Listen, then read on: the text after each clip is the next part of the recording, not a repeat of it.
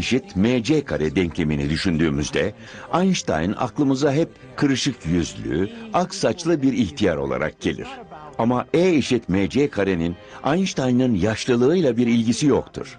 Genç, enerji dolu, dinamik, hatta seksi Einstein'ın buluşudur. What would I see if I rode on a beam of light?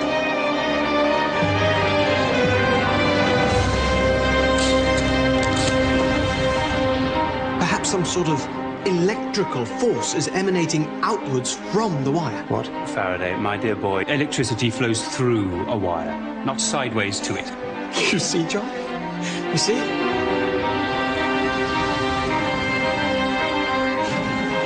It is my great ambition to demonstrate that nature is a closed system. That in any transformation, no amount of matter, no mass, is ever lost and none is gained. The people.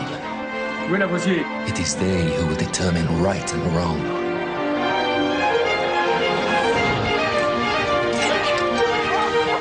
Emily, you are being absurd. Why ascribe to an object a vague and immeasurable force like vis viva? It is a return to the old ways. Are you capable of discovering something of your own? I discovered you! There is no right time for the truth.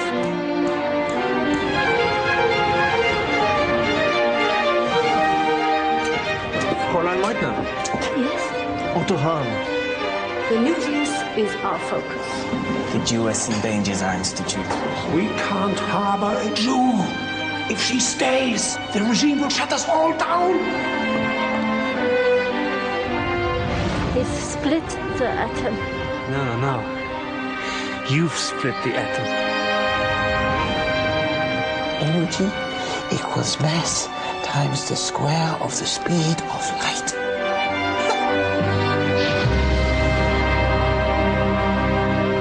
Would you like me to check your mathematics?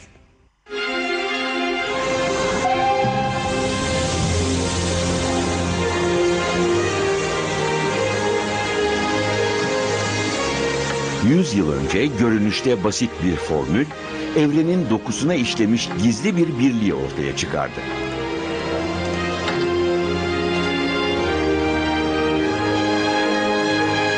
Bu formül, enerji, madde ve ışık arasındaki bağı anlatıyordu. Formülü yazan genç Albert Einstein'dı. Dünyanın en ünlü denklemiydi bu. E eşittir mc kare.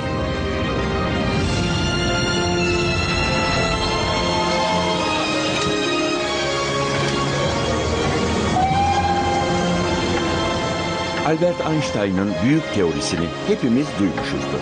Ama anlamını çok azımız biliriz. Hatta E eşittir mc kare o kadar olağan dışıdır ki başta Einstein bile doğruluğundan emin olamamıştı. Albert, darling, you're later than I expected. We've only got sausage and cheese tonight. What is it? We need to talk. Has something happened? Oh, no, nothing. Sorry, no. I spent most of the day staring out the window at work, looking at trains. And I started to think about an object and how much energy it had. Can I explain it to you? Of course you can. But first, dinner. Food and talk. I think the gods are laughing at me. Tanrılar Einstein'e gülmüyordu. Müthiş bir kavrayışla kendinden önce gelen bilim insanlarının tek bir parçasını oluşturmak uğruna savaştığı, hatta canından olduğu denklemi birleştiriverdi. E eşittir mc karenin hikayesi Einstein'dan çok daha önce enerjinin E'sinin keşfedilmesiyle başlamıştı.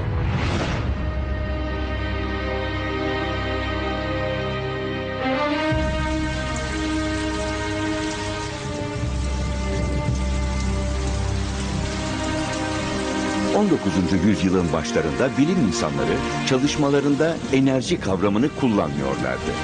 Tek başına güçleri veya kuvvetleri temel alıyorlardı. Bunlar birbirinden ayrı, bağımsız şeylerdi. Rüzgarın gücü, kapanan kapının kuvveti, şimşek çakması. Bütün bu kuvvetlerin altında yatan, hepsini birleştiren bir enerji olduğu fikri henüz ortaya çıkmamıştı. Alçak gönüllü bir adamın doğanın gizemini anlama isteği bu durumu değiştirmek üzereydi.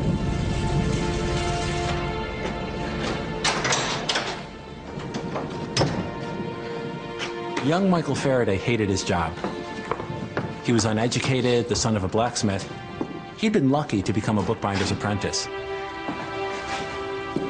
But Faraday craved one thing. He craved knowledge. He read every book that passed through his hands. He developed a passion for science. All of his free time and his meager wages were poured into his self-education. He was on the threshold of an incredible journey into the invisible world of energy.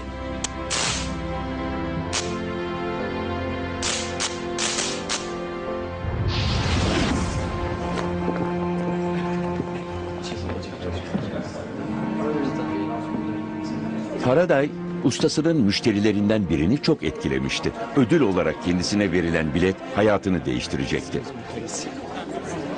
Can I pass, please? Can I pass? Some of us are trying to improve ourselves. If people will let us. Of course. Pass. This way to a better life. In the early 1800s, science was a pursuit of gentlemen, something Faraday was clearly not. He had a rudimentary education, he'd read widely, he'd gone to public lectures. But in 1812, he was given tickets to hear Sir Humphrey Davy, the most prominent chemist of the age.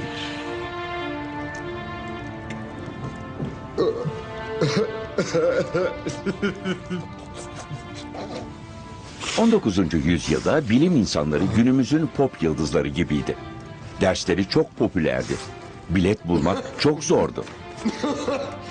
Ve Davy konumundan çok memnundu. They're waiting. I know.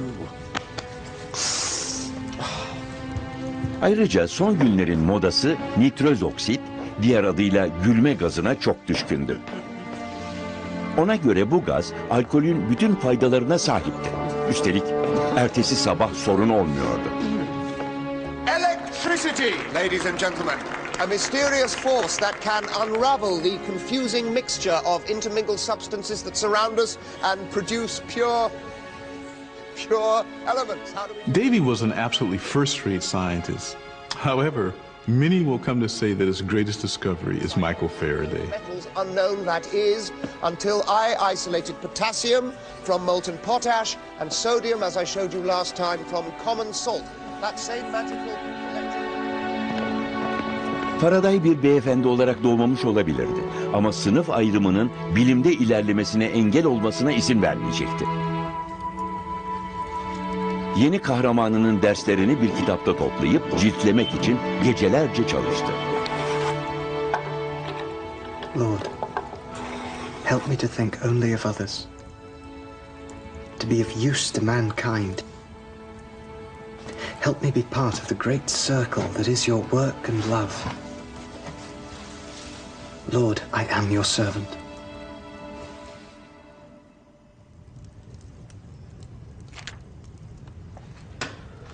Well, this is excellent work, Faraday. So what is it you aim to do with your life? My desire, sir, is to escape from trade, which I find vicious and selfish, and to become a servant of science, which I imagine makes its pursuers amiable and liberal. Really? Well, I shall leave it to the experience of a few years to set you right on that score. Look, I haven't anything at the moment. I'll send a note if anything comes up.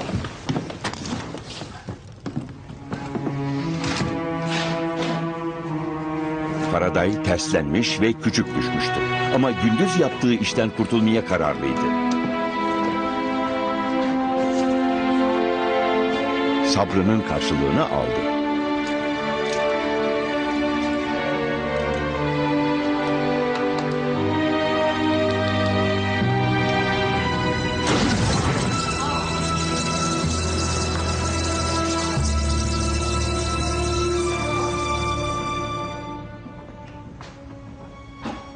Human, meet Mr. Michael Faraday. He's going to be my helper while I recover. He assures me he is a Christian fellow. Perhaps with God and Faraday in charge of the chemicals, you and I will be safe in our place of work. Thank you, Professor Davy. Welcome, Faraday. Oh, no, thank you, and thank you, Sir Humphrey. Just stick to your job and do as you're told, and you'll be fine, Faraday.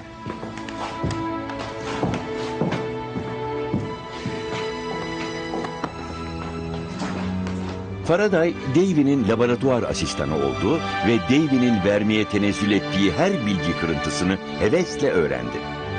Ama zamanla boynuz kulağa geçecekti.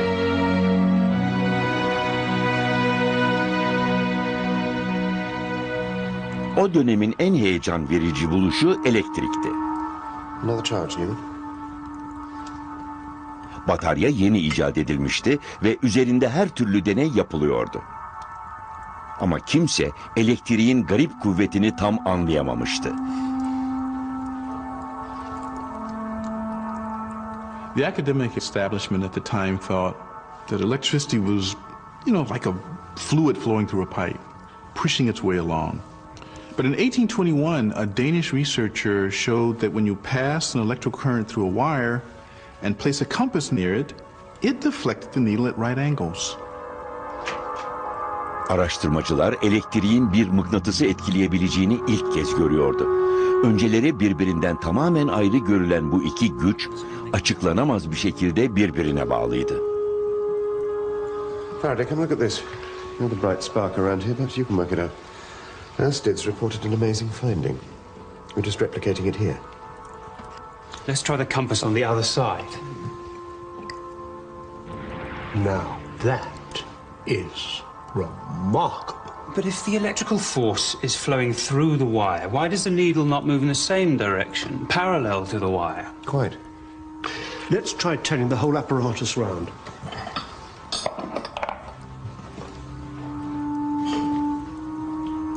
Again, Newman. So, the electrical force goes this way, the compass points that way. How can one affect the other? Perhaps the electricity is throwing out some invisible force as it moves along. What? Perhaps some sort of electrical force is emanating outwards from the wire. Oh, my dear boy, let me tell you that at the University of Cambridge, electricity flows through a wire, not sideways to it. Well, that may be what they teach at Cambridge, but it doesn't explain what's happening before our eyes. No, let's just get on. Let's swap the compass to below the wire. Neden doğru açılarda pusula şaşıyordu? Elektrik pusulayı neden etkiliyordu? Bu soru Davy ve diğerlerini şaşkına çevirmişti.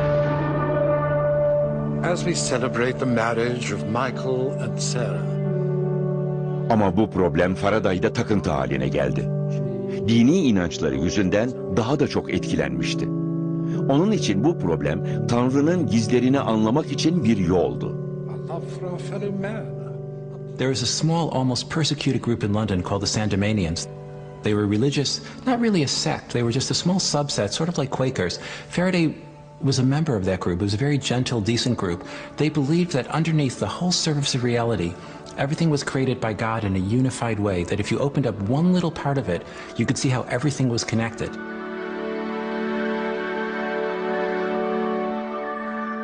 Michael Faraday was someone who, like Einstein, thought in terms of pictures. Faraday was different from anybody else. He had a flair for understanding his experiments, for understanding what was really going on inside them. Bir pusulayı sistemli şekilde bir elektrik kablosunun etrafına yerleştiren Faraday, bir düzen oluştuğunu gördü.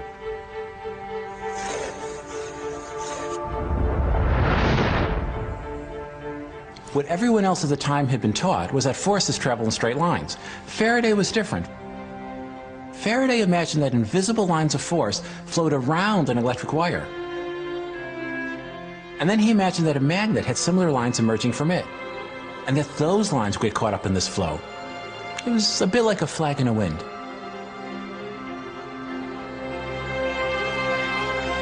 Ama Faraday'ın hayal gücü bu deneyi tersine çevirecekti. Elektrik yüklü bir kabloyla pusula ibresini hareket ettirmek yerine sabit bir mıknatısla bir kabloyu hareket ettirip ettiremeyeceğini merak etti. I've never seen you like this, Faraday. You look like a happy child. I'm shaking, Newman. Underneath, I'm shaking.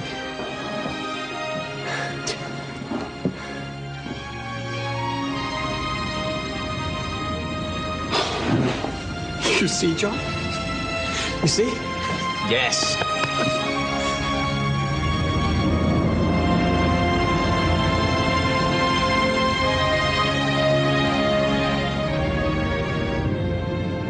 This is the experiment of the century. It's the invention of the electric motor.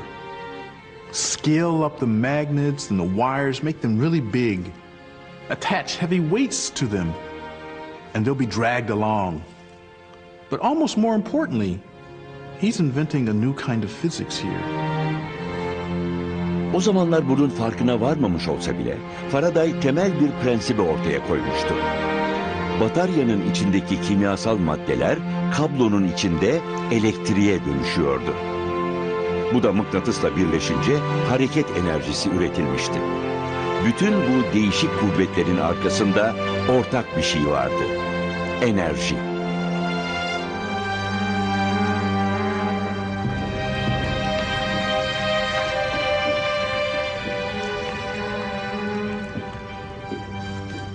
A couple of months earlier, Davy had been elected president of the Royal Society, which was the elite body of English science. But then he saw this great discovery published in the Quarterly Journal of Science. I don't know if he was envious, but he certainly saw that this young man who had been his assistant, this mere blacksmith's son, had come up with one of the greatest discoveries of the Victorian era.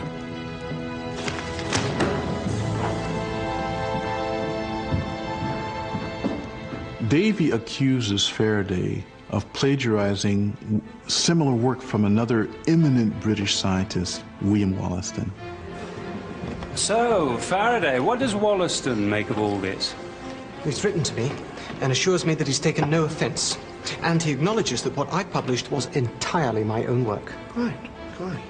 Davy is just being an ass. But will Davy now retract his allegation? Sadly, no. In fact, he's still vehemently opposed to you being elected a member of the Society.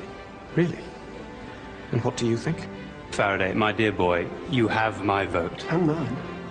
And I believe you even have Wollaston's. Oh. What a mess. Well, no matter. No matter. It's the science that counts. So tell me, how does this wire of yours spin round its magnet? What mysterious forces are at play? There seems to be an electromagnetic interaction. In my mind, I see a swirling array of lines of force spinning out of the electrified wire, like a spiraling web. But invisible lines of force, it's all a bit vague, isn't it? Faraday, might I have a word in private? Certainly.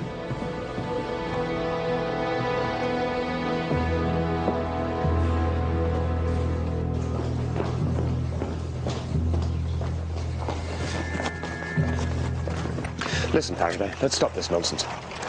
I want you to take down your ballot paper from the notice board. Sir Humphrey, I see no reason to take it down. My friends have proposed me. It is they who put the paper up. I will not take it down. Good day.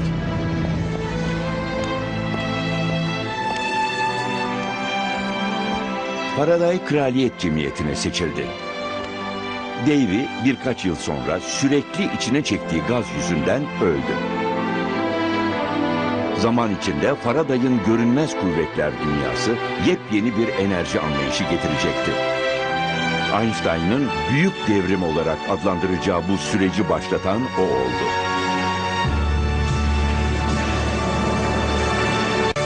İşte Einstein enerjinin bu yepyeni, heyecan dolu dünyasında büyüdü.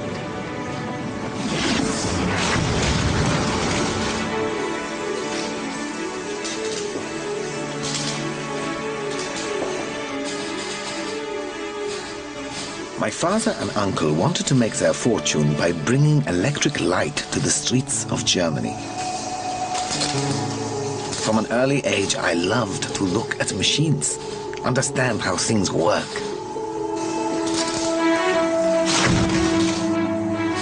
He's going to kill himself. Albert, stay there.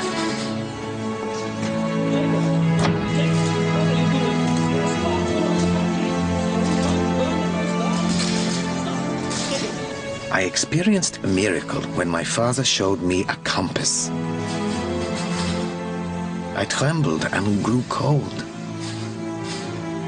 There had to be something behind objects that lay deeply hidden.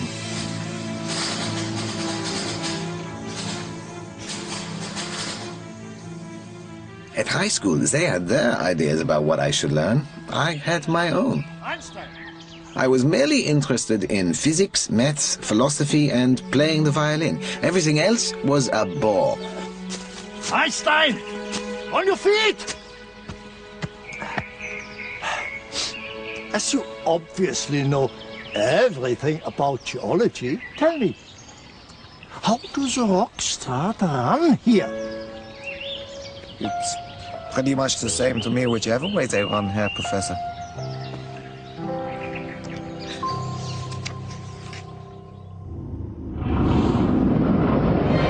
Öğretmenleri Einstein'a enerjinin Faraday'ın gösterdiği gibi form değiştirebildiğini öğretmeye çalıştılar. Ayrıca bütün enerji formlarının keşfedildiğini düşünüyorlardı. Einstein onları haksız çıkaracaktı. Diğer bilim insanlarının asla aklına gelmeyecek bir yerde, maddenin en derinlerinde yeni, muazzam bir enerji kaynağı keşfedecekti.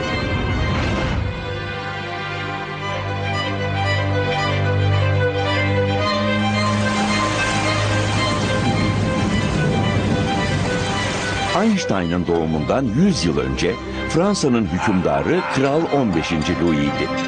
Ama monarşinin halk üzerindeki ezeli ve mutlak hakimiyeti sorgulanmaya başlamıştı. Jack, leave the windows, forget the rain, we need air. Fransız devriminin eli kulağındaydı.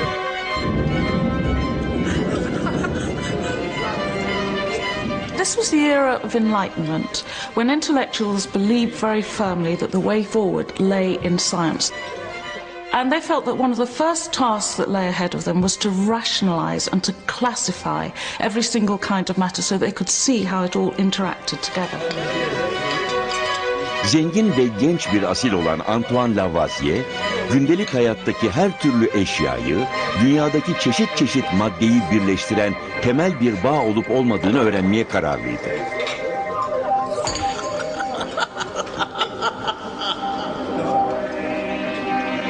Ayrıntılar konusunda takıntıya varan titizliği bir bilim adamı olarak Lavoisier'e faydalı olsa da sonunu hazırlayan da bu olacaktı.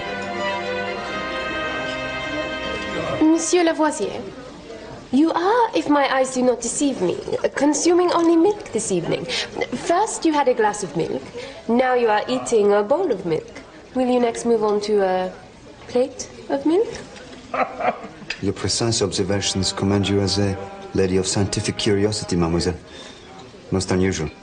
As you seek knowledge, so I shall dispense it. For the last 5 weeks, I have taken nothing but milk. Good God, man. I would rather die than fast on milk for 5 weeks. Are you in the grip of some horrendous ailment? On the contrary, I am investigating the effects of diet on health. And monsieur, with the greatest of respect to a member of the Royal Academy of Sciences, your gut must think your throat has been slit.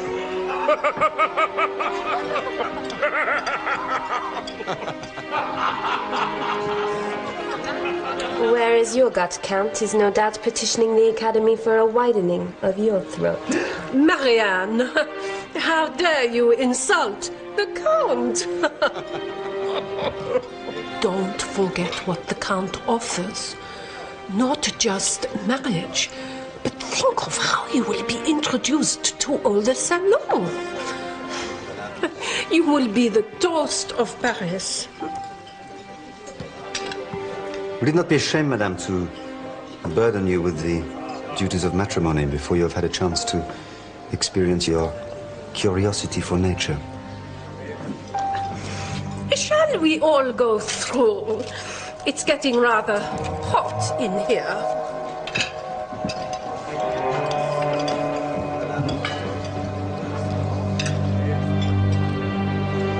Do you really plan to marry the Amavan? There is a plan, but it is not mine. Then I must contrive to save you.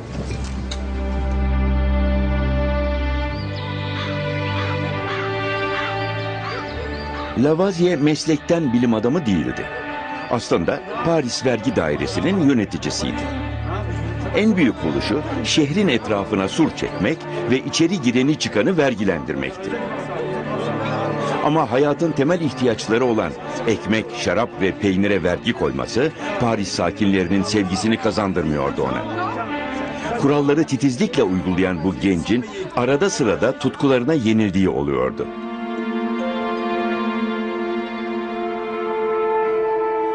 Lavoisier 1771'de vergi dairesindeki bir meslektaşının kızı olan Marie-Anne Pauls'la evlendi. Böylelikle onu söz verdiği gibi kendinden 40 yaş büyük olan bir kontla evlenmekten kurtarmış oldu.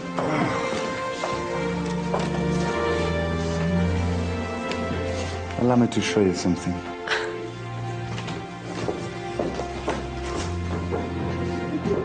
Lavoisier, I think, found his job as a tax collector really rather tedious, and the times he looked forward to were the evenings and the weekends when he could indulge his passion for chemical experimentation. And he called those times his jours de bonheur, his days of happiness. Madame.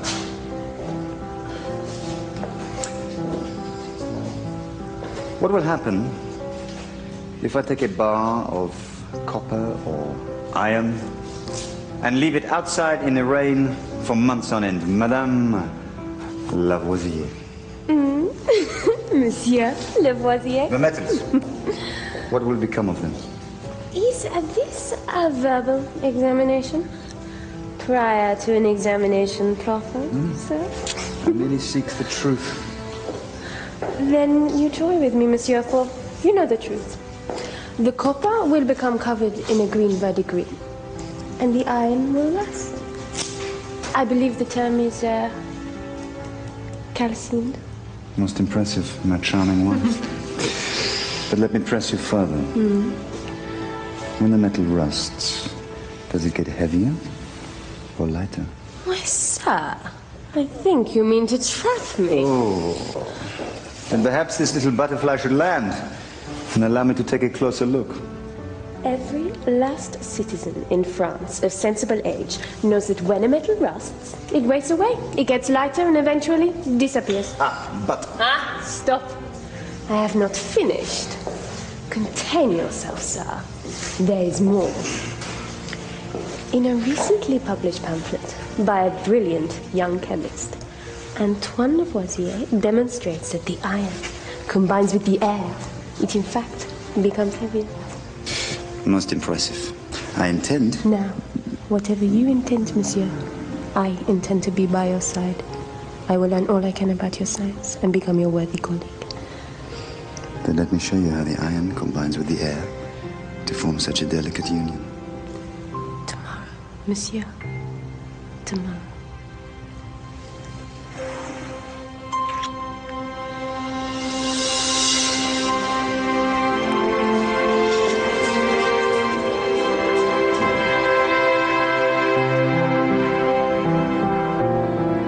Marianne kocasının yanında kimya öğrendi ama çok geçmeden onun çalışmalarına katkıda bulunmanın başka bir yolunu buldu.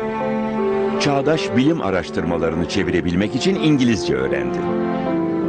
Yaptıkları çalışmaları ayrıntısıyla kaydedebilmek için çizim yapmayı öğrendi. Laboratuvarı o idare ediyordu. Lavoisier şirketinin yüzü oydu. Bütün çalışmalarda önemli bir yeri vardı. Terrible thing to say. You are a cheeky man. This way, please, gentlemen.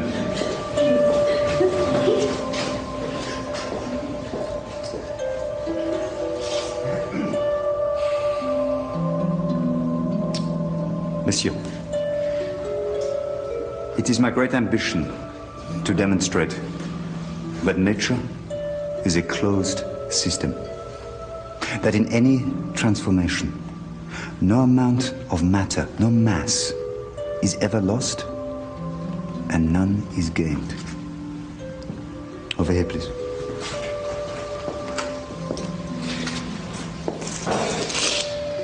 This precise amount of water is heated to steam. This steam is brought into contact with a red-hot iron barrel embedded in the coals. From this end, we cool the steam. But interestingly, we collect less water than we started with. So clearly, we lose a certain amount of water. However, we also collect a gas. And the weight of the iron barrel increases. Now, when we combine these two increases, the new weight of the iron barrel and the gas we have collected, they are exactly equal to the weight of the lost water. Ah, but is it atmospheric air, Monsieur Lavoisier? No. No, because I am measuring it to the very last grain. I can see that it is lighter than the air around us, and moreover, it is flammable. Voila. Water is made out of hydrogen and oxygen. So what he had done is get the oxygen to stick to the inside of a red-hot iron rifle barrel. He was basically just making rust, which is oxygen and iron, but he was making the rust really quickly. Now that left the hydrogen, what he called combustible air, and that was just floating around as a gas. No mass had been lost, it had merely been transformed. And now he wanted to transform it all back into water.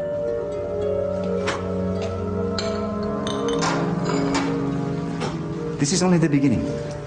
In the next few months, I hope to demonstrate that I can recombine this combustible air with vital air and transform them both back into water. I will recreate exactly the same amount of water that was lost here in this process. It is my hope to complete the cycle, water into gas, into water, and not a drop lost.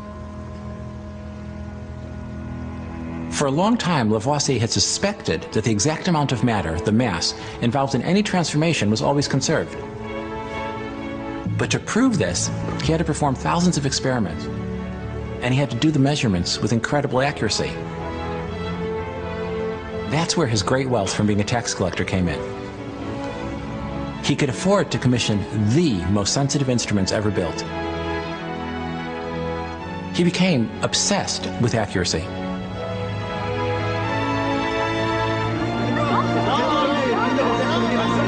Ama Lavoisier'in titiz yöntemleri açlıktan deliye dönen Parislileri öfkelendirmeye başlamıştı. Antoine? Antoine? Oh, wake up, Antoine! I'm sorry. What time is it? It is almost time to receive Monsieur Marat. The Academy asks you to assess his designs. He claims to have made a great discovery. Oh, Antoine, have you forgotten? God. There's another charlatan with an idea to peddle. God give me patience.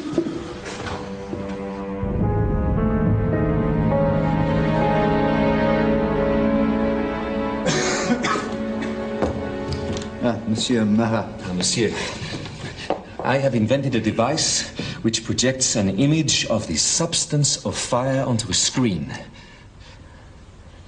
You see? When a lantern is shone through a flame, we see a shimmering pattern above the flame. My device renders the substance of fire visible.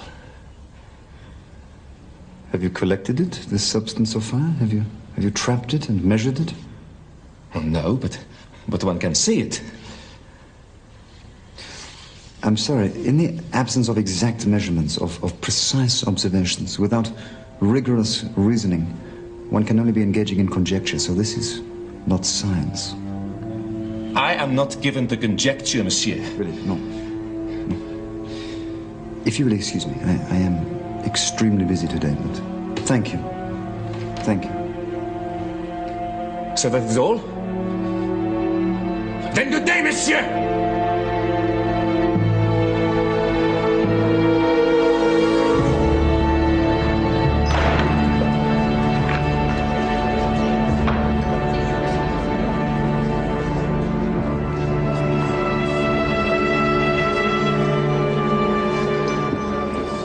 Let me guess, Marat. The king's scientific despot has decreed that your invention does not conform to the version of the truth as laid down by the Academy. Lavoisier. He talks about facts. He worships the truth. Listen to me, my friend. They are all the same, the Royal Academies. They insult the liberty of the mind. They think they are the sole arbiters of genius.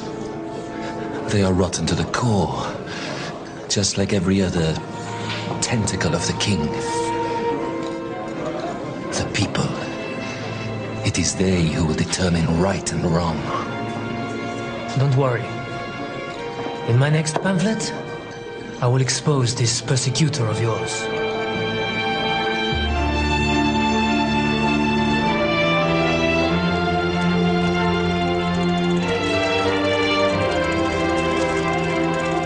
Lavoisier yıllar boyunca eline geçen her türlü maddeyi yaktı, parçaladı, eritti ve kaynattı. Deneyler dönüşüm sırasında ortaya çıkan bütün duman, sıvılar ve tozlar titizlikle toplandığında kütlenin değişmediğini gösteriyordu. Sıvılar gaza dönüşebilir, metaller paslanabilir, ahşap, kül ve duman olabilirdi. Ama ne olursa olsun bütün maddeleri oluşturan küçük atomlar asla kaybolmuyordu. Bu çalışmaların en parlak sonucuysa oksijen ve hidrojenin statik elektrik kullanılarak yeniden suya dönüştürülebilmesi oldu.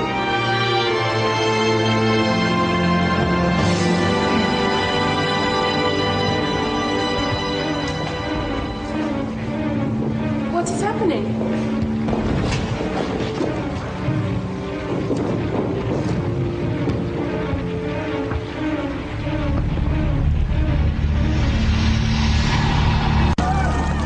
Fransız devrimi patlak verdiğinde kraliyet ailesi ve bütün soylular giyotinle idam edildi.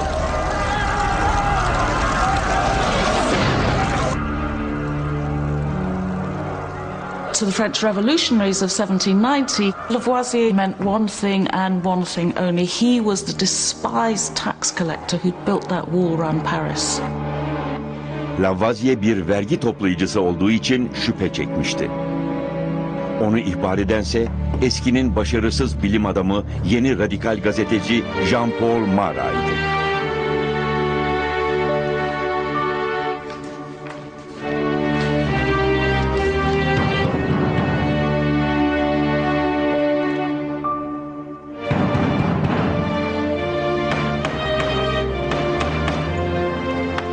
Où est Lavoisier? Je sais pas. Lavoisier! Lavoisier!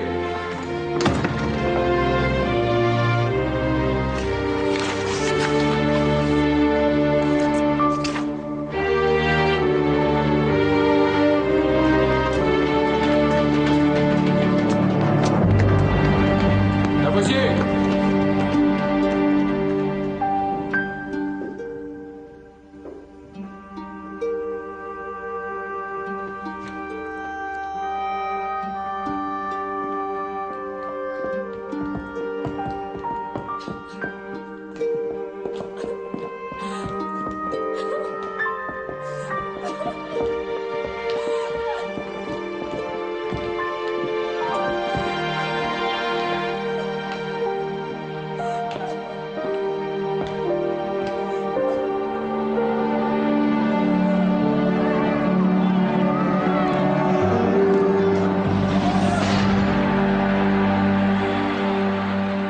What Lavoisier did was absolutely central to science and especially T equals MC squared. Because what he said is if you take a bunch of matter, you can break it apart, you can recombine it, you can do anything to it, and the stuff of the matter won't go away. If the mob burned Paris to the ground, utterly razed it, shattered the bricks into rubble and dust, and burned the buildings into ashes and smoke, turns out if you put a huge dome over Paris and weighed all the smoke and all the ashes and all the rubble, it would add up to the exact same weight as the original city and the air around it before. Nothing disappears.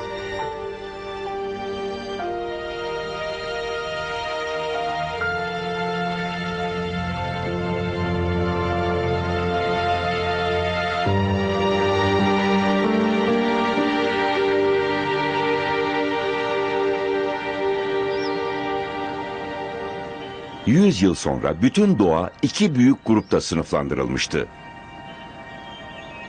Cisimleri harekete geçiren enerji ve o cisimleri meydana getiren fiziksel madde yani kütle. Bütün 19. yüzyıl bilimi bu iki muazzam temel üzerinde duruyordu. Biri için geçerli olan kanunlar diğeri için kesinlikle geçerli değildi. Ama yeni fizik öğrencisi Albert Einstein kanunları sevmiyordu. Good grief, Einstein. What happened to you? It is more than a little ironic, having been reprimanded yesterday by that idiot Professor Pernay for poor attendance, that I should in fact attend a practical lesson, which was as long as it was boring and utterly pointless, by the way, only to be the victim of an explosion of my own apparatus. So it was your own fault then? Thank you. And how are you today? Fraulein manage? Extremely well, Herr Einstein. All the better for seeing you have escaped the physics laboratory with your life. Well, in order not to alarm you any further, I pledge to forever continue my studies here at the Café Bahnhof, reading only the great masters of theoretical physics and eschewing the babbling nonsense of the polytechnicians. It's about all you ever do. It's getting a little stuffy in here, Fraulein Marriage. Would you care to take a walk with me? There's something I'd like to discuss with you. Why, Herr Einstein? Of course. Perhaps you'd like me to tell you what you have missed in lectures this week.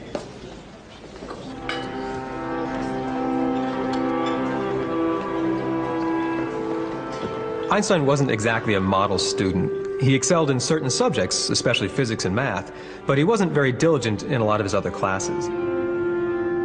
He was undoubtedly very questioning, which seems to have annoyed most of his professors throughout his life. He would pursue his fascinations with just incredible determination. We know from his letters that Einstein, even from the age of 16, was literally obsessed with the nature of light.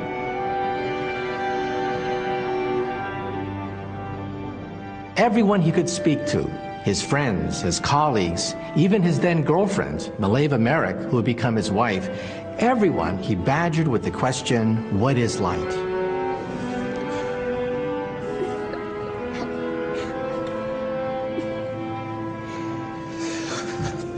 What would I see if I rode on a beam of light?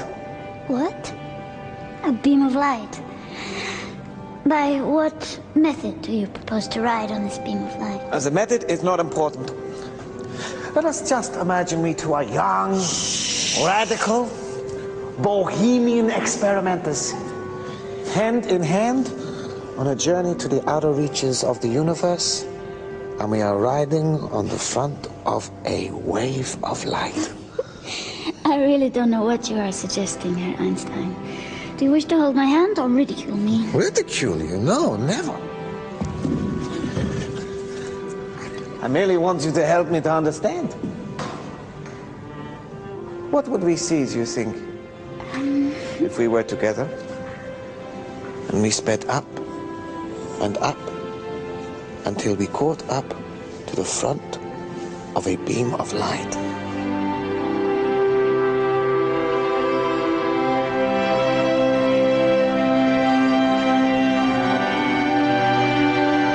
Einstein'ın durmaksızın ışığın peşinde koşması bilim dünyasında bir devrime yol açacaktır.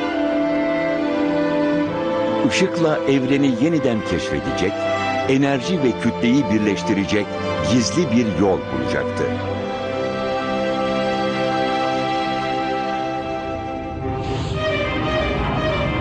Işık saniyede 300 bin kilometre gibi inanılmaz bir hıza sahiptir. O yüzden C ile ifade edilir. Latince hız anlamına gelen celeritas kelimesinin baş harfiyle.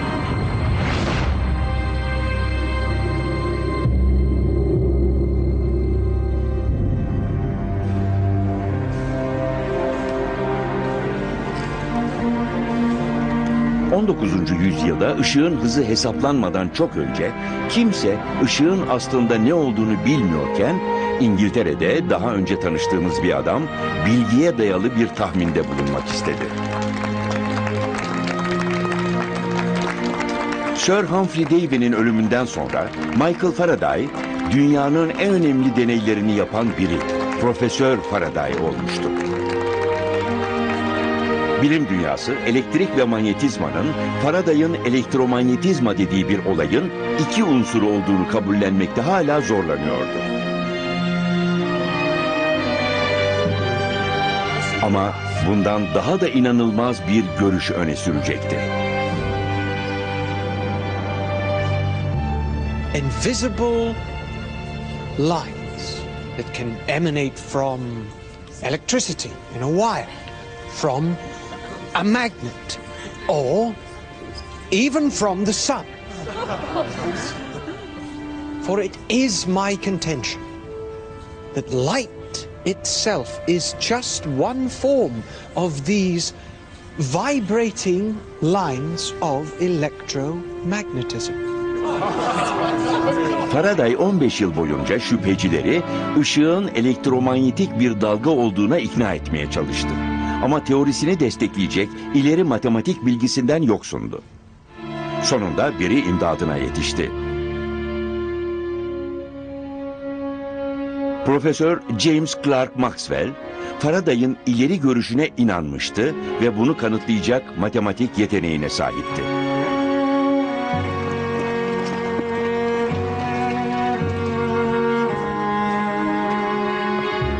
Maxwell ve yaşlı Faraday yakın arkadaş oldular.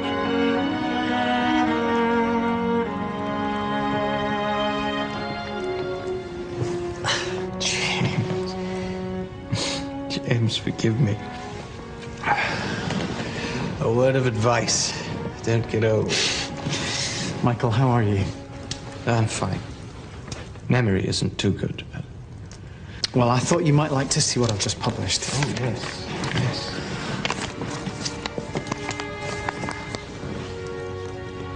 Splendid.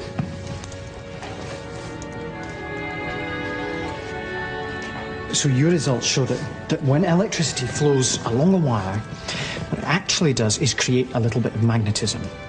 And as that magnetic charge moves, it creates a little piece of electricity. Electricity and magnetism are interwoven, like a never-ending braid. So it is always pulsing forward. It's wonderful. Michael, there's something very crucial in maths. This electricity producing magnetism and magnetism producing electricity, it can only ever happen at a very particular speed. The equations are very clear about it. They come up with just one number. 670 million miles per hour. I'm not sure. It's the speed of light. That is the speed of light. You were right all along. Light is an electromagnetic wave. Maxwell, Faraday'ın haklılığını kanıtladı. Elektrik ve manyetizma çok daha derin bir şeyin, artık elektromanyetizma adını verdikleri, saniyede 300 bin kilometre hızla hareket eden bir kuvvetin iki unsuruydu. Görünen hali ise ışıktan başka bir şey değildi. Genç Einstein'ı da ışıktan daha çok büyüleyen başka bir şey yoktu.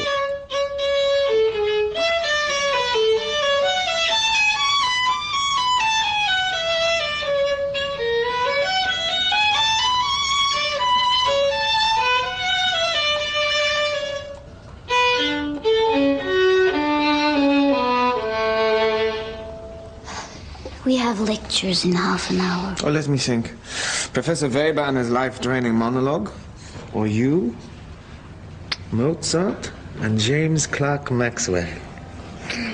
We can't. We'll get a warning. Our project is too precious to waste time listening to those dullards. Come with me. We'll read Maxwell and think about the electromagnetic theory of light. Oh, why, my dear little Johnny, how you enchant a lady.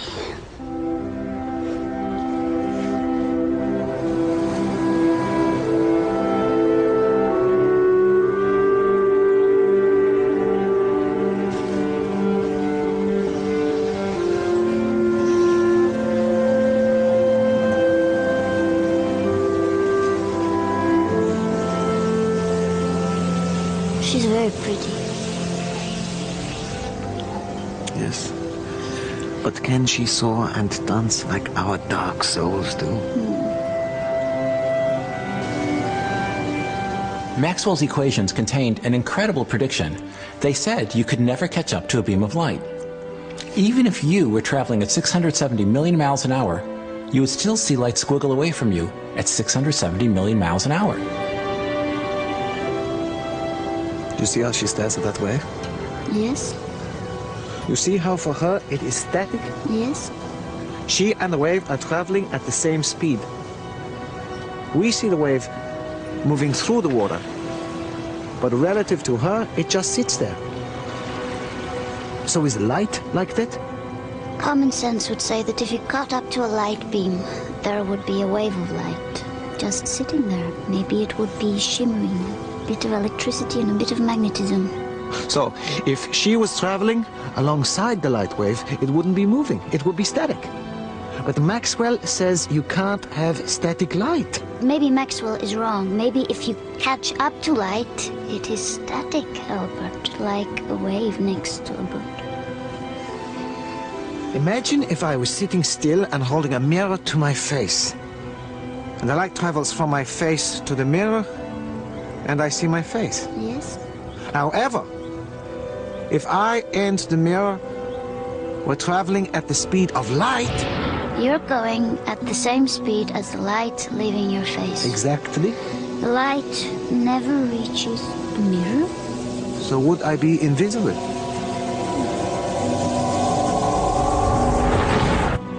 That doesn't make sense. Genç Einstein, ışığın diğer bütün dalga türlerinden farklı olduğunu anlamaya başlamıştı.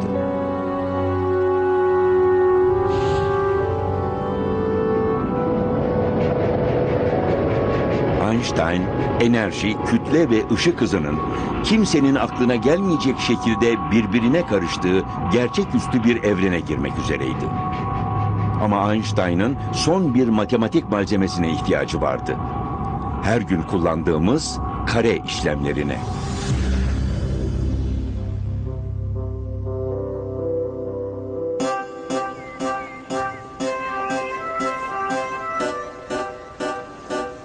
Fransız devriminden çok daha önce bilim insanları hareketi nasıl sayıya dökeceklerini bilemiyordu. Cisimlerin hareketini ve çarpışmasını açıklayan denklemler emekleme aşamasındaydı.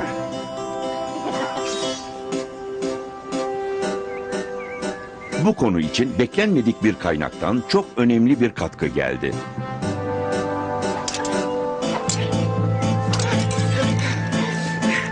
Kral 14. Louis'nin aristokrat kızı 16 yaşındaki Emily du Châtelet ile tanışın.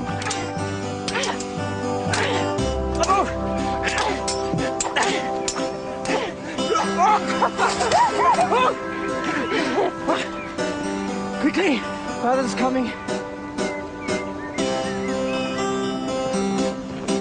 Kısacık bir hayat süren Emily du Châtelet'in fiziğe büyük etkisi oldu. O dönemin kadınlarında görülmemiş bir şekilde pek çok bilimsel çalışması yayınlandı. Aralarında o zamana dek hareket üzerine yazılmış en büyük eser olan Sir Isaac Newton'un Principia'sı da vardı. Bugün Fransa'da hala du Châtelet'in çevirisi esas alınır. Musa mihi causas memora. Muse my memory code. Oh, Muse, the causes and the crimes relate. What goddess was provoked, and whence her hate? For what offense the Queen of Heaven began to persecute so brave, so just a man? Do not be cross with your sister, because she persecutes many a just man. Only the other night, Emily silenced the Duc de Luynes when she divided a ridiculously long number in her head in a matter of seconds. You should have seen the incredulity on their faces when they realized Emily was correct. Was it my sister's astounding intelligence or her boundless beauty that made their mouths gape, I wonder? Oh, well, yes. You have a point, monsieur. Monsieur, I thank you for your kindness. I feel, however, that my wit is only a curiosity to others. If only my mind were permitted opportunity. My dearest Emily, you are blessed with intellect and courage. Use them both, and the world will fall at your feet. No. In one sense, she is a woman utterly out of her true time and place. She's a philosopher, a scientist, a mathematician, a linguist. She demands a freedom that women didn't begin to enjoy until over 150 years later. A freedom to study science, to write about it, and to be published. Du Châtelet 19 yaşındayken Fransız ordusundan bir generalle evlenip 3 çocuk doğurdu. Kalabalık bir evi çekip çevirirken bir yandan da bilim tutkusunun peşinden gitti.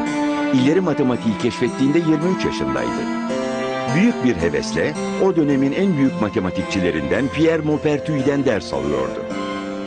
Maupertuis, Newton konusunda uzmandı. Du Châtelet de hevesli genç bir öğrenciydi. Görünüşe göre kısa bir ilişkileri de olmuştu. Ama Maupertuis kutupta bir keşif gezisine çıktı.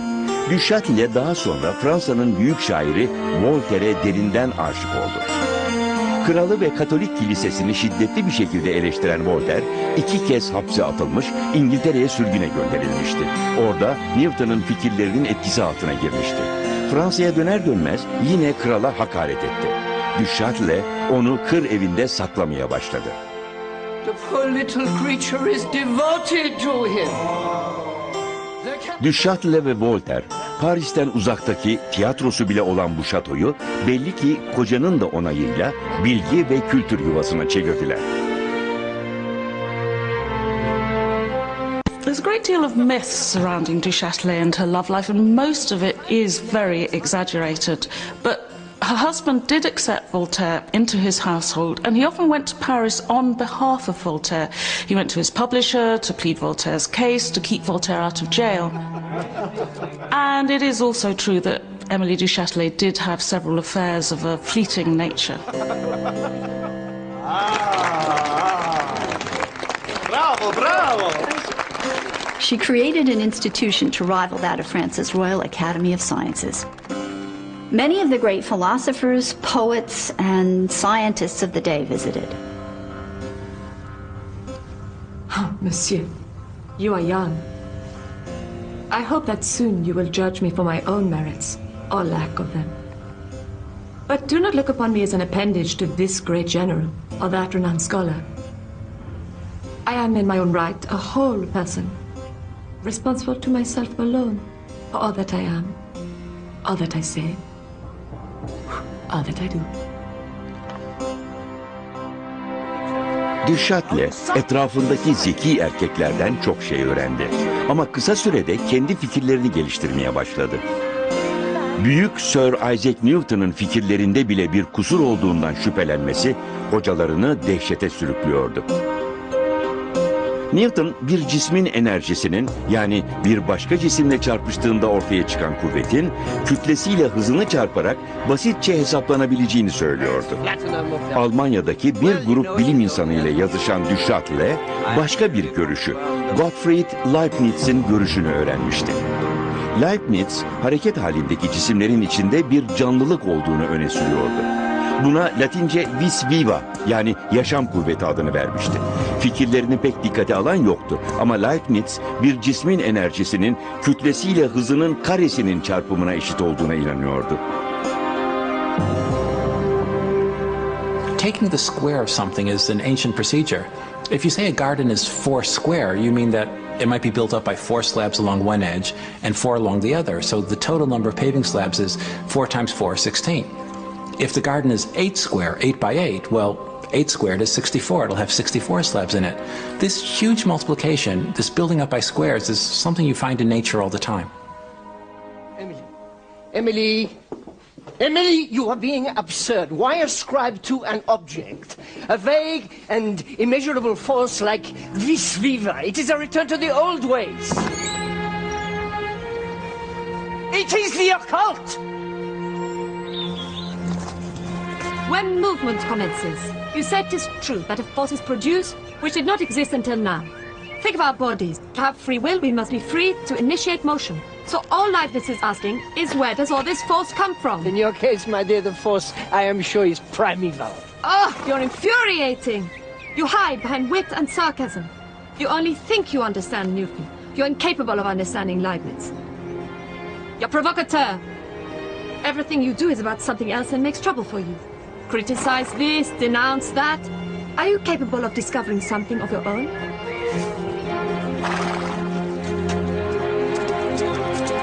I discovered you!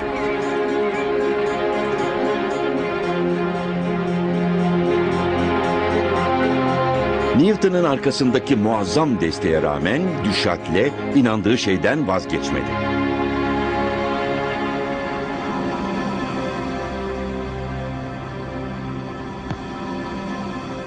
Sonunda Hollandalı bilim adamı Willem Gravesand'ın uyguladığı deneye rastladı. Deney haklılığını kanıtlıyordu. Gravesand in Leiden has been dropping lead balls into a pan of clay. Dropping lead balls into clay? How very imaginative. Using Newton's formulas, Monsieur Voltaire, he then drops a second ball from a higher height, calculated to exactly double the speed of the first ball on impact. So, Monsieur, care for a little wager?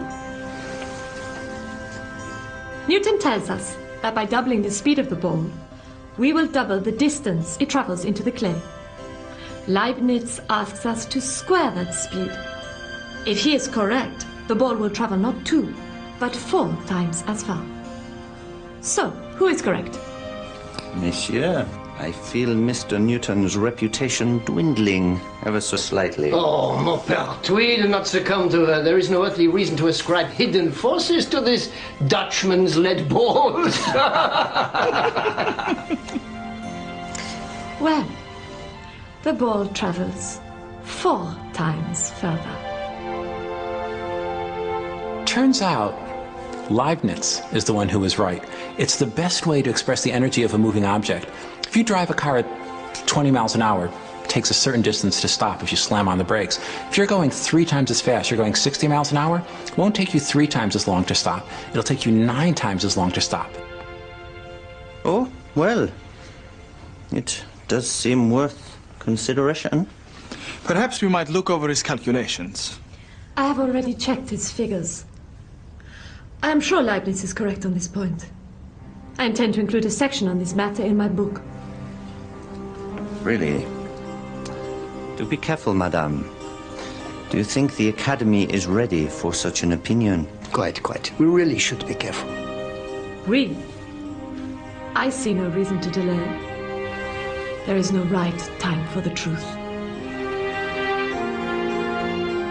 Emily du Châtelet published her Institutions of Physics in 1740, and it provoked great controversy. Voltaire wrote that she was a great man whose only fault was being a woman. In her day, that was a great compliment.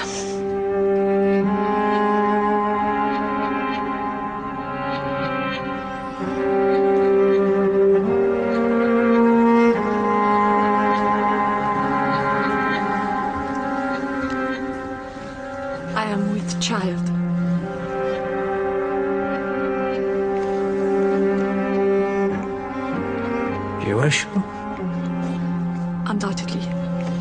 2 to 3 months. I'm afraid that... You are afraid? You should...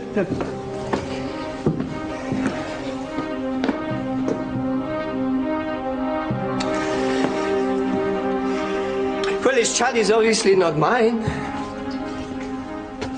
Nor is it your husband's.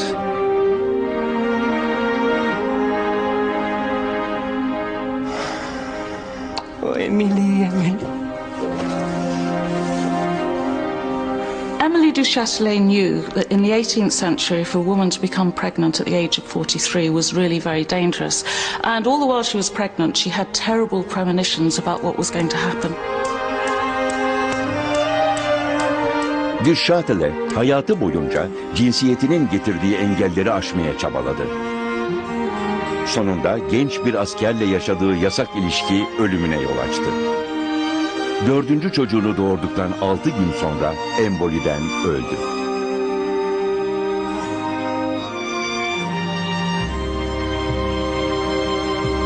Emily du Châtelet'in vardığı bir cismin enerjisi hızının karesine eşittir sonucu hararetli bir tartışma başlattı.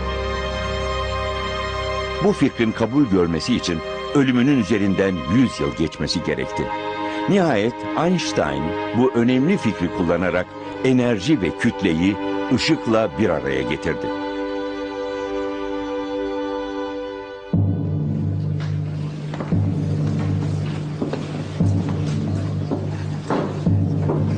Einstein ışığı üniversitede ve başka yerlerde araştırıyordu. Ama o kadar çok profesörü kızdırmıştı ki kimse ona referans vermek istemiyordu. İsviçre Patent Enstitüsü'nde düşük ücretli bir işi kabul etti. Mileva ile evlendiler ve bir çocukları oldu. Genç çift yaşam mücadelesi veriyordu. Ama Albert bunlara hiç kafasını takmıyordu. Einstein, I see you are busy, as usual. Look, Einstein.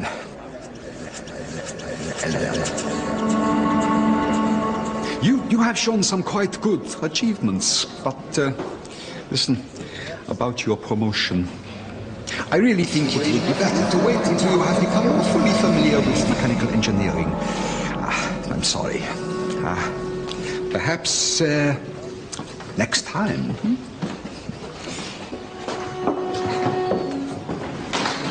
But I wanted to hire a maid so I can get back and finish my degree. Now I will never pass my dissertation. Oh, come, come, my pretty little duck. All will be fine. You'll see. How will it be fine, Albert? Do I have to just wait another year until you are promoted? Come on, come on. Oh.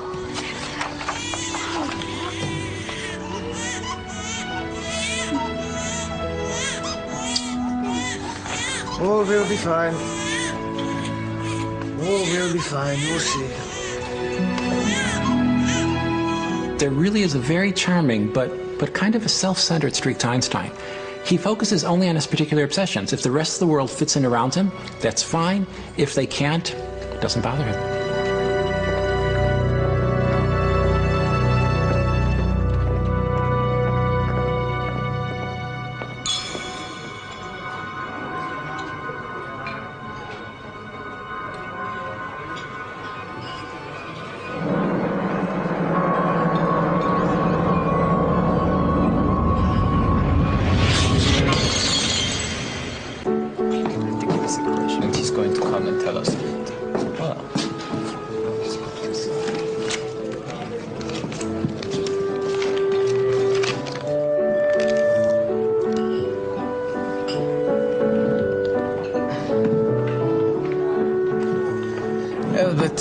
Albert, a pretty neck and your head spins. Okay, so we must behold and comprehend the mysterious.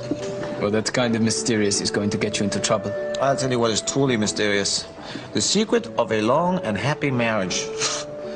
The mathematics are fine, if a little unconventional, but this only works for big systems. It'll fall down when you apply it to small systems. I disagree. Oh no.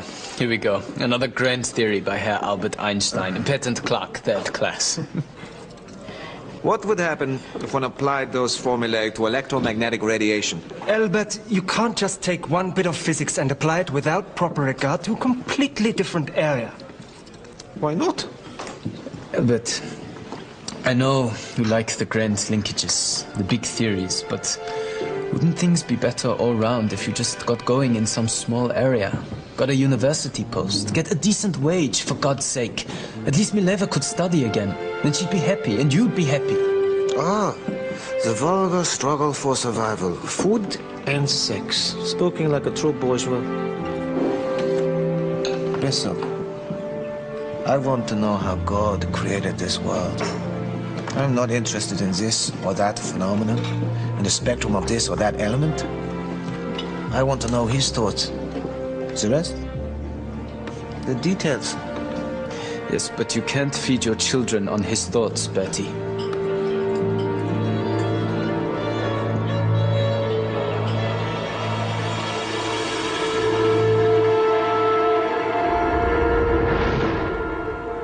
So it turns out Einstein was going for a walk with his very close friend, Michel Besso. They'd studied physics together and talked about physics and philosophy for years and years. They were very close. They had cornered the question of light from every possible angle. See, this clock's over here. Einstein ve Besso, ışığın değişik mesafelerdeki saatlerden kendilerine ne kadar zamanda ulaşacağını ölçmeye uğraşırken Einstein'ın aklına muhteşem bir şey geldi.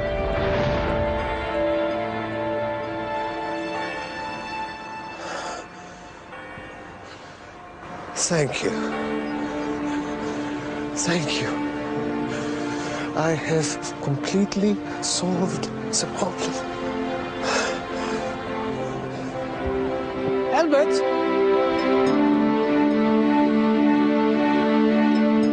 What Einstein did was completely turn the problem on its head.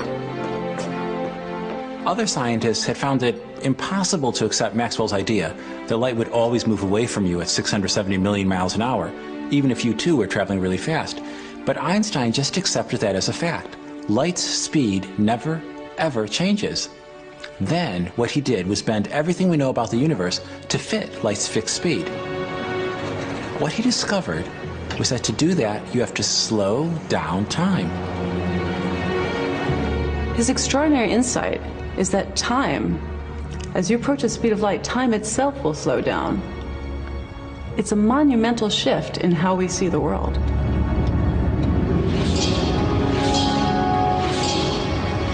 The very instant when Einstein had this brilliant insight that time could slow down, well, the floodgates began to open.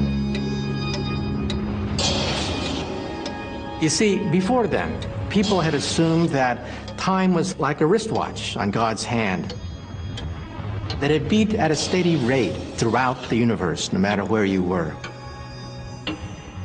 Einstein said no, that the tick, tick, tick of this wristwatch was actually the click, click, click of electricity, turning into magnetism, turning into electricity. In other words, the steady pace of light itself.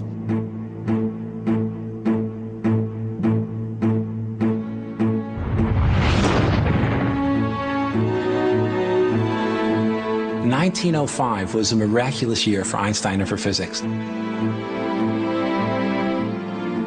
He had an unbelievable outpouring of creativity. It starts with his publication of a paper on how to work out the true size of atoms. 2 months later is the publication of his paper on the nature of light. That's what we'll learn of the Nobel Prize.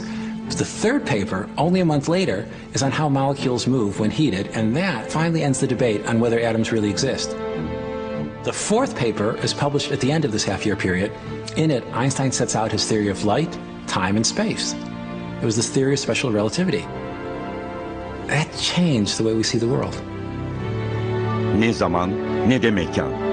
Einstein'ın yeni dünyasındaki tek sabit değer artık ışıktır.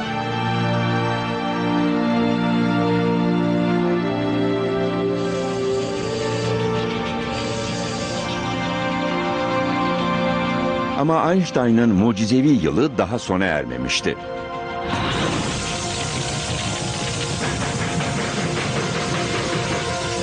...1905'te yazdığı son müthiş makalede daha da derin bir birliği öne sürüyordu. Yeni teorisinin bütün çıkarımlarını hesaplarken başka tuhaf bir bağlantı daha fark etmişti. Bu seferki enerji, kütle ve ışık arasındaydı.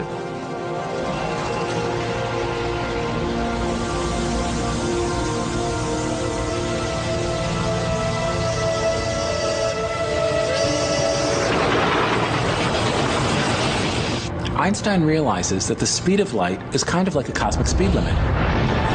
Nothing can go faster. So imagine we have a train charging along, and let's say it's getting up to the speed of light, and we're stuffing more and more energy in, trying to get it to go faster and faster. But it's still bumping up against the speed of light. So all this energy, where does it go? It has to go somewhere. Amazingly, it goes into the object's mass. From our point of view, the train actually gets heavier. The energy becomes mass.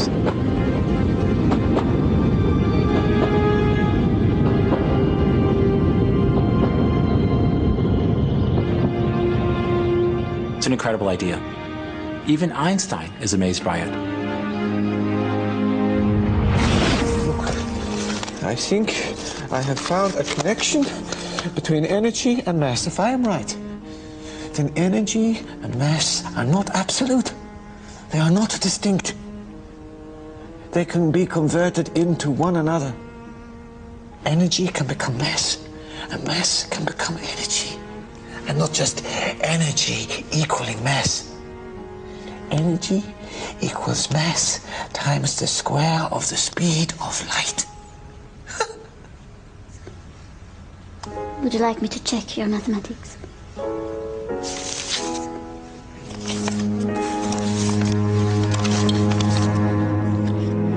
Einstein 1905'te 5. makalesini yayına gönderdi. 3 sayfada basitçe enerji ve kütlenin ışık hızının karesiyle bağlantılı olduğunu anlatıyordu. E eşittir mc kare.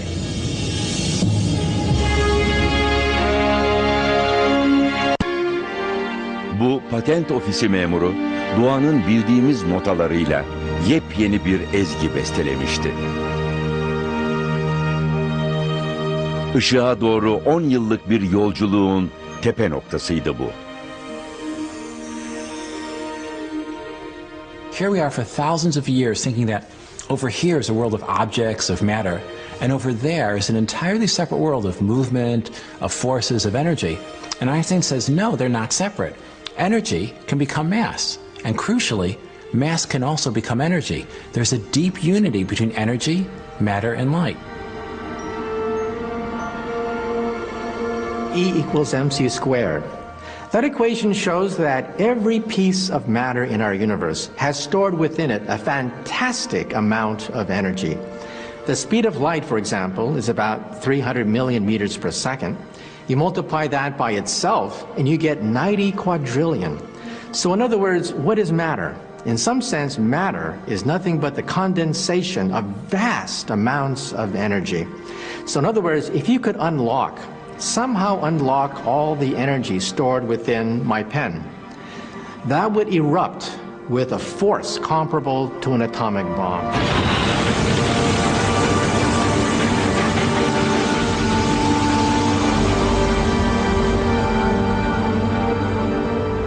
After Einstein's fifth great 1905 paper, physicists no longer spoke of mass or energy.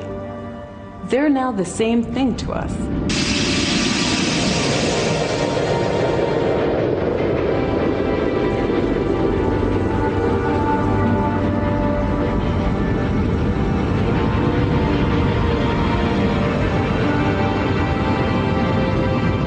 Muhtemelen bilimin en mucizevi yılı olan bu yıl sessiz sedasız bitti. Yayınlanan makaleler hiç karşılık bulmadı. I think the gods are laughing at me. Derken yavaş yavaş bir iki mektup gelmeye başladı. Einstein 4 yıl boyunca her soruyu yanıtlamayı görev bildi. Zor ve karmaşık fikirlerini aklı karışmış fizikçilere anlatmaya çalıştı. I love the idea that life just went on as normal. Here are these universe-changing papers circling around, and the world is struggling to come to terms with them. Einstein had a fan club of just one. Luckily, it happened to be the most important living physicist. Einstein. Max Planck has sent someone to see you. Max Planck? Yes, he has sent his assistant. He's here to see you.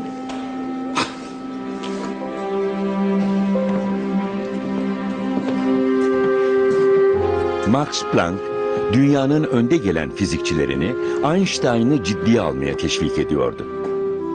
4 yıllık bekleyişten sonra Zürih Üniversitesi'ne fizik profesörü olarak atandı. Ondan sonra hızla yükselişe geçti. Berlin'de fizik profesörü oldu. Dünya çapında ünlendi ve herkesin bildiği bir isim haline geldi. Tartışmasız bir şekilde modern fiziğin babası olarak kabul edildi.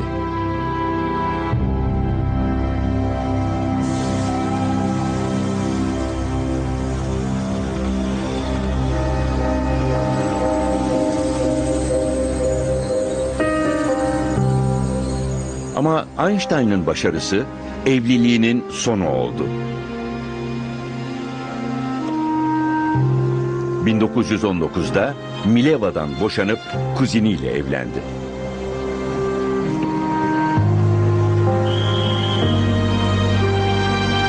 Ünü sayesinde sayısız ilişki yaşadı.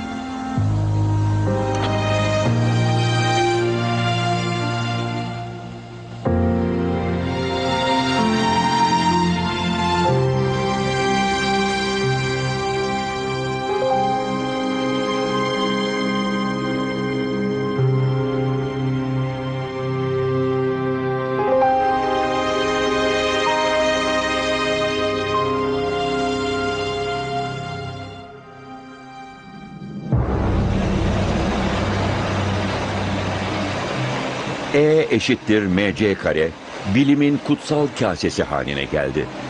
Atomun derinlerinde hapsolmuş muazzam enerji rezervlerini vaat ediyordu. Einstein atomu parçalamanın yüzlerce yıl alacağından şüphe ediyordu. Ama 2. Dünya Savaşı'nı ve Hitler Almanya'sında yaşayan dahi bir Yahudi kadını hesaba katmamıştı.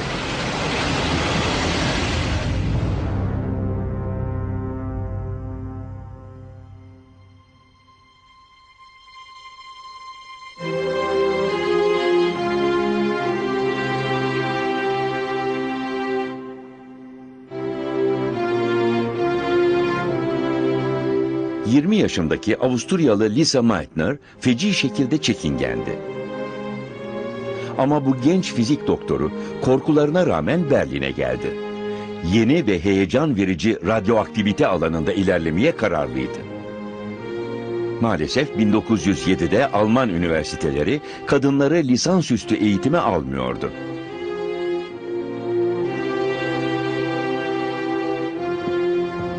Neyse ki imdadına bir adam yetişti. Fräulein Meitner. Yes? Otto Hahn. I'm a researcher in the Chemistry Institute. Professor Planck suggested Herr Hahn, I have read your papers on thorium and on mesothorium, and Dr. Planck suggested that Yes, he suggested that I speak with you. I need someone to collaborate with. I think I could really help with the physical analysis. And the mathematics. Yes. And the mathematics. Studying radioactive atoms has become so much a collaboration between chemistry and physics these days. Yes. I'll ask Fischer for a laboratory there. Excellent. I'll speak to you soon. Lisa Meitner, dünyanın tarihini değiştirecek kaçınılmaz yolculuğa ilk adımını atmıştı. Tuttuğu bu yol hem başarı ve ünle hem de korku ve ihanetlerle doluydu.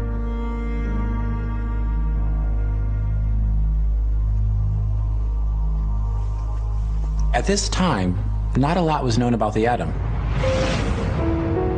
At first, people thought it was like a miniature solar system. There was a solid nucleus at the center, and electrons would spin around it, sort of like planets around our sun. A little later, some researchers proposed that the nucleus itself wasn't a solid chunk, but is made up of separate particles of protons and neutrons. But then, in what are called radioactive metals, things like radium and uranium, the nucleus itself seemed to be unstable, leaking out energy and particles. Perhaps this was an example of E equals mc squared, the mass of a nucleus turning into energy.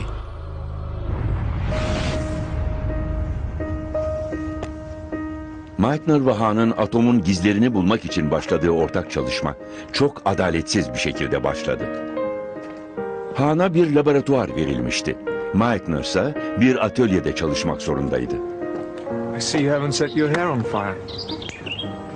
Herr Hahn? The boss, he thinks that if he lets women into the chemistry institute, they'll set their hair on fire. Oh, so his beard must be fireproof. Good day, Herr Hahn. Good day. You see, I am non-existent to this place. At least physicists recognize me for my abilities. Yes, where would we chemists be without the steadying hand of the physicist?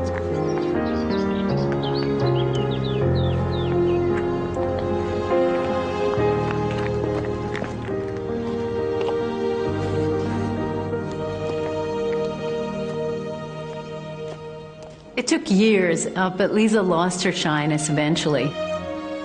In 1912, she and Hahn moved to the brand new Kaiser Wilhelm Institute for Chemistry, where their status was really that of equals.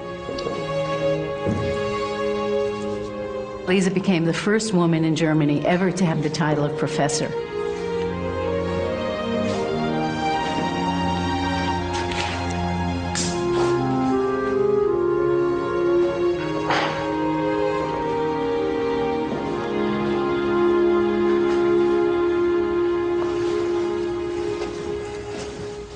Lisa, I am Muse. Remember the art student I told you of? Yes, Edith. Yes, well, I have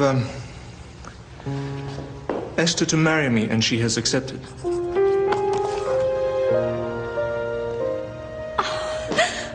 Oh, Dr. Hahn, congratulations. Yes, well, I wanted you to be the first to know. I'm very pleased for you.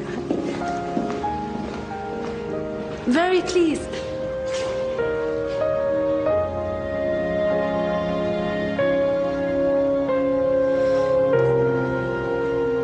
Lisa Meitner was warm-hearted by nature. She had many friends, and she may have wanted to have a closer relationship with Otto, but it really does seem that physics was Lisa's first love, maybe even her passion. 1920'li ve 30'lu yıllar nükleer araştırmaların altın çağıydı. O dönemde en çok tanınan atom çekirdeği 238 proton ve nötrondan oluşan uranyum atomundaydı. Meitner ve Hahn yeni nötronlar ekleyerek daha büyük bir çekirdek oluşturmaya çalışarak yarışı önde götürüyorlardı. So, the atom, pretty familiar. Nucleus in the center, electrons orbiting around. The nucleus is our focus. The nucleus made up of protons and neutrons. Now, the largest nucleus that we know is that of the uranium atom. Its nucleus is a tightly packed structure of 238 protons and neutrons. The thrust of our work is to try to fire neutrons into this huge structure, and if we can get a neutron to stick in here, it will be a breakthrough.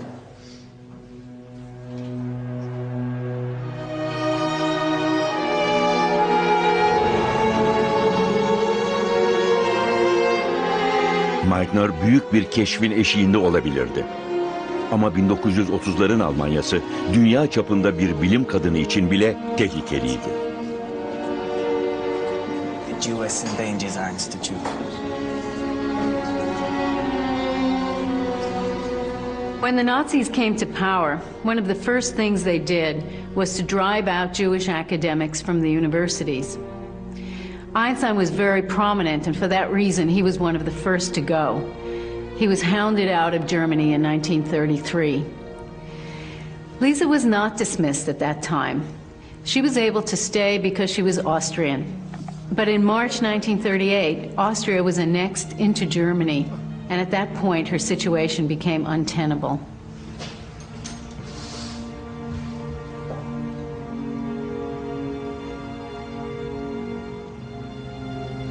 What is it? Frightening news. What's happened?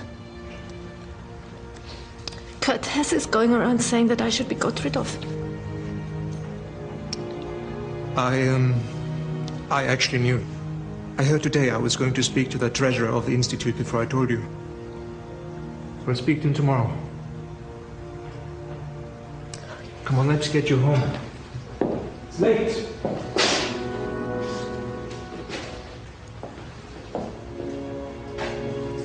We'll finish up. Meitner'ın üzerindeki baskı dayanılmazdı. Nazi karşıtı görüşleriyle bilinen Han, hiç değilse başlarda onu korumak için elinden geleni yaptı. I need to talk to you about Lisa. Not now, I'm too busy. We have to protect her. How? What can we do? The situation is the way it is. Who knows what will happen next? She can't stay. It's just not tenable. But she hasn't got a visa or even a valid passport. And she may soon be forbidden to leave Germany. We can't harbor a Jew. If she stays, the regime will shut us all down.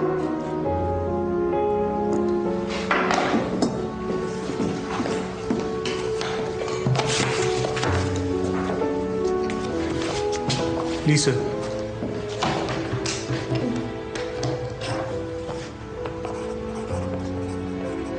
Orline demands that you leave. You can't throw her out. Orline says you should not come into the institute anymore. Well, I have to write up then. Thorium irradiation tomorrow, so I have to come in. You've given up.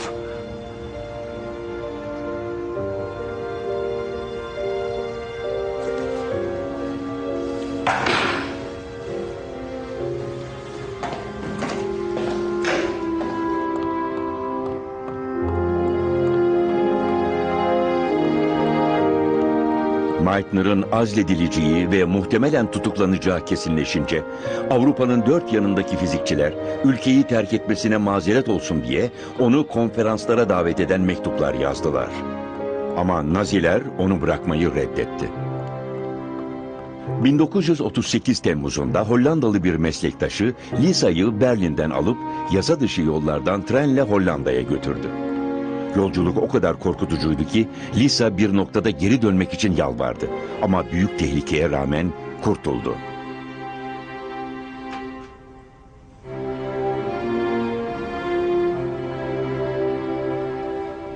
She had lost everything. Her home, her position, her books, her salary, her pension, even her native language.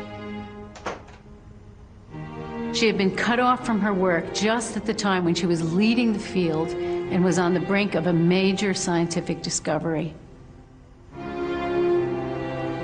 Çektiği onca sıkıntıya rağmen Lisa hala fiziği düşünüyordu. Şaşırtıcı bir şekilde Han'la mektup yoluyla çalışmayı sürdürdüler. I hope, my dear Otto, that after 30 years of work together and friendship in the Institute, that at least the possibility remains that you tell me as much as you can about what is happening back there.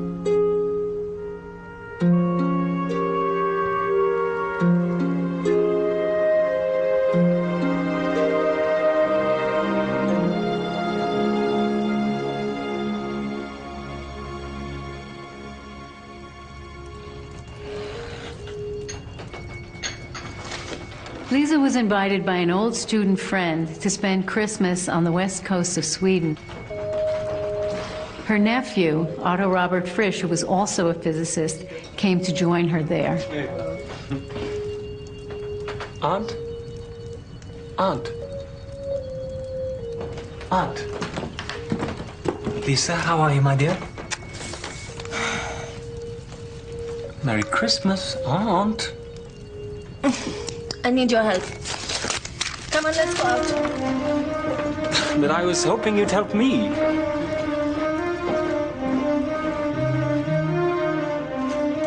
Hansa Berlin'de tuhaf sonuçlar alıyordu.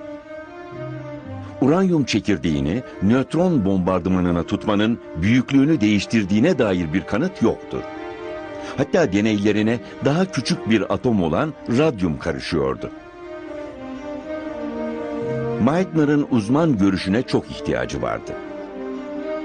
Meitner, uzaktan öğrendiklerinden deneylerinde çok değişik bir şey olduğundan kuşkulanıyordu.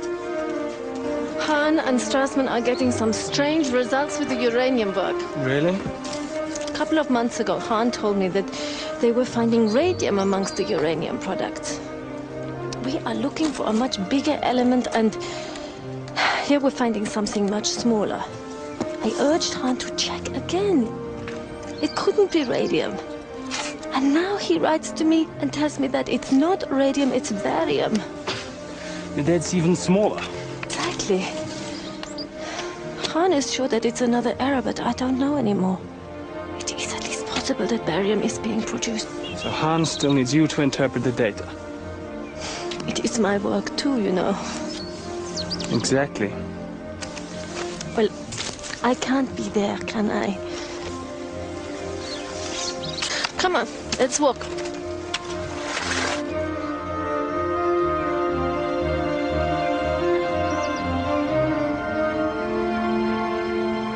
Surely he's made a mistake, hasn't he? He hasn't done what you told him to. Oh, my darling Robert, he may not be a brilliant theorist, but he's too good a chemist to get this wrong.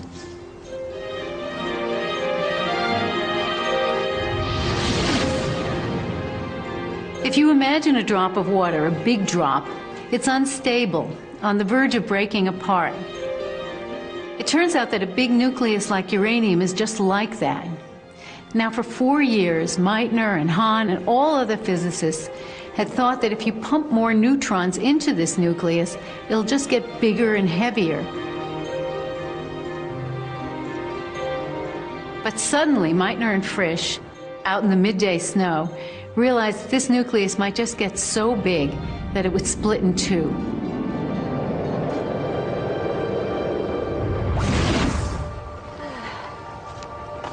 If the nucleus is so big that it has trouble staying together, then couldn't just a little tiny joke from a neutron... Yes, but if the nucleus did split, the two halves would fly apart with a huge amount of energy. Where's that energy going to come from? How much energy? Well, we worked out that the mutual repulsion between two nuclei would generate about 200 million electron volts. But something has to supply that energy. Wait, let me do a packing friction calculation.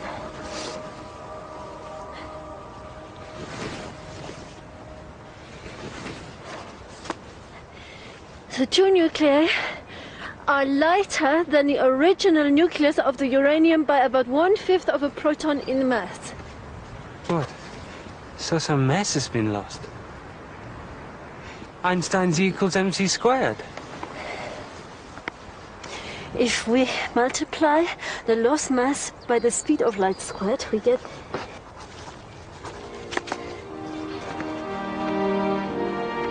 200 million electron volts. He's split the atom. No. You've split the atom.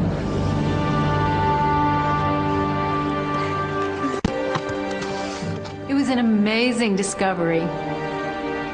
Of course, in the laboratory, we're talking about tiny amounts of uranium and correspondingly tiny amounts of energy.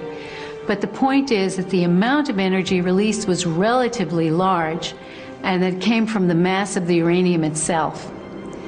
The energy released was entirely consistent with Einstein's equation E equals mc squared. Meitner ve Frisch'in nükleer füzyon adını verdikleri keşiflerinin yayınlanması büyük coşkuyla karşılandı. Ama onları büyük bir ihanet bekliyordu.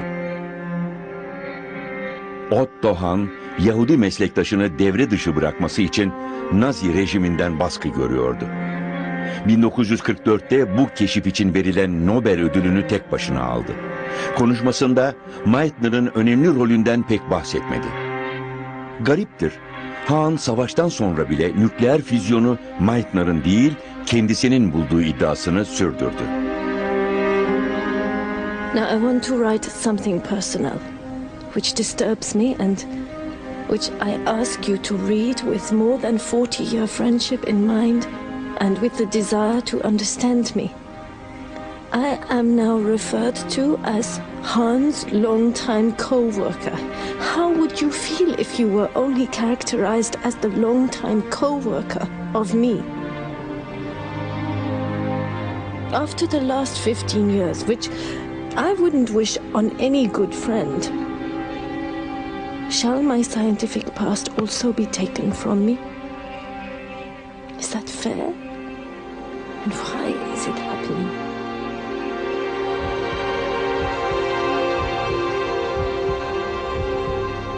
Lisa Meitner had been working on this for 30 years. She'd only broken apart a handful of atoms, but that was enough. Once she had broken even one, the genie was out of the bottle. What Meitner had started, after that, physicists around the world began to realize they could take it a lot further. 1942'de atom bombası yapmak için yoğun bir çaba başladı. Amerika'nın dört bir yanında şifreli bir adla Manhattan Projesi adıyla gizli tesisler kuruldu. Meitner was asked to join the Manhattan Project and she refused. She refused to have anything to do with the atomic bomb. But Robert Frisch was different. He was an important member of the team because he was convinced of the need to beat the Nazis in a nuclear arms race.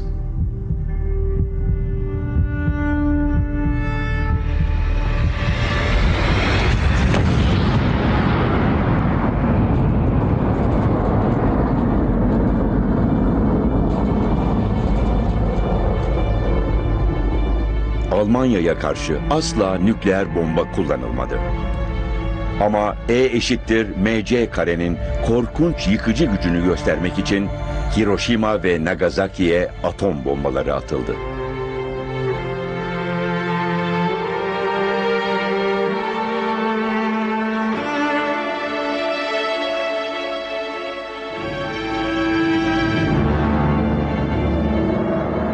Birkaç kiloluk uranyum ve plütonyumdan elektromanyetik radyasyon formunda inanılmaz boyutta bir enerji açığa çıktı.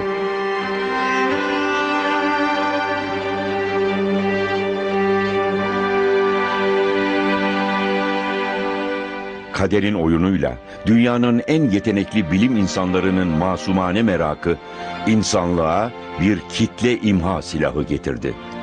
Ama denklemin yaratılışa ve güzelliğe paralel bir hikayesi var.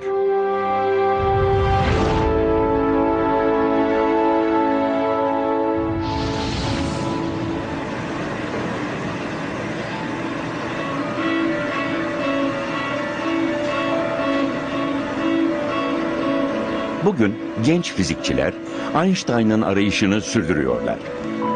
E eşittir mc kare denklemi doğduğundan beri zamanın derinliklerini araştırmak, en önemli soruyu yanıtlamak için kullanıldı. Nereden geldik?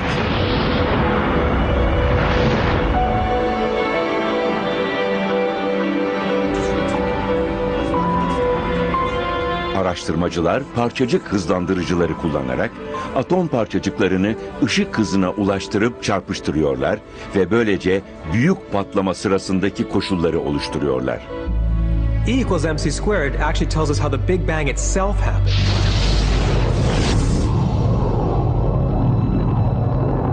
In the first moments of creation, the universe was this immensely dense, immensely concentrated eruption of energy.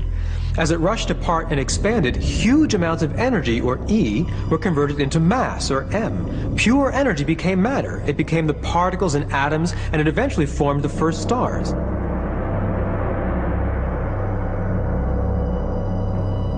Our sun is a huge furnace floating in space, and it's powered by E equals mc squared. Now it turns out every second 4 million tons of solid mass of the sun disappears, comes out as energy, not just a little bit of energy. It's enough to light up our entire solar system, make the solar system glow with heat and light. And not only do stars emit energy in accordance with E equals mc squared, the whole process actually creates life itself. Eventually, a massive star dies. The debris floats around, clusters together, gets pulled into the orbits of another star, and becomes a planet. We humans and the Earth we stand on are made of stardust. We are a direct product of E equals mc squared.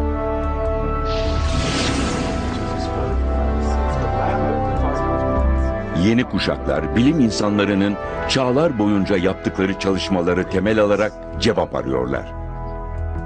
Neredeyse ışık hızına ulaşan yeni araçlar kullanarak seleflerinin hayal bile edemeyeceği soruları sorabiliyorlar.